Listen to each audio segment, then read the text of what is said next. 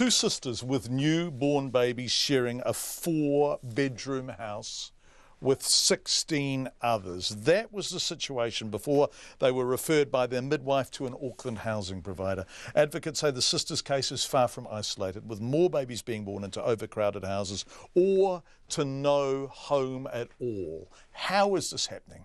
Alex Ashton reports.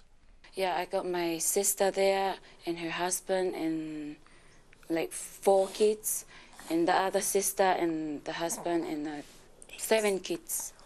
Yeah, so it's heaps of people there, around there. Yeah, they. And then you 4 as well. Yeah, and us. There were heaps of them. And grandma too. And our mother.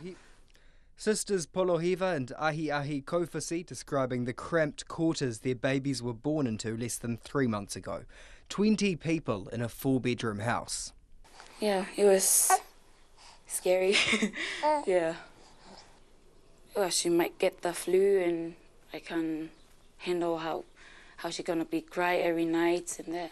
The sisters came to New Zealand from Tonga in 2012 under the Pacific quota ballot system.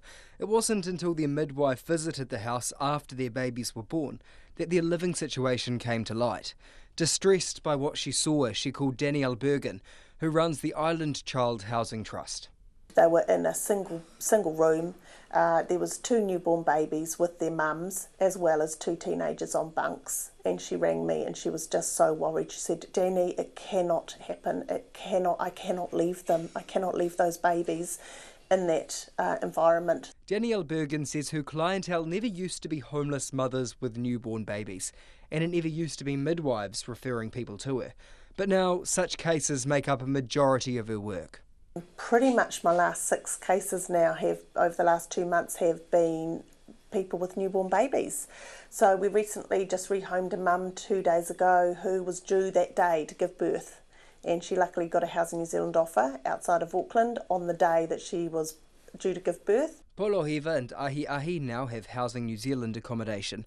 They and their babies are happy and healthy, though getting there was made tough by the language barrier. They had no idea how to ask for help in a strange new country. Danielle Bergen says their new life in New Zealand was worlds away from what they had in mind. They said it's so hard. They had no idea how hard it would be. Why don't we just portray the truth, that if you get a resident visa on a Pacific ballot scheme, be prepared to come to New Zealand and do it really, really hard, because that's the reality. Danielle Bergen says babies being born into homelessness are yet another signpost of an ever-worsening housing crisis. For Checkpoint, ko Alex Ashton, aho.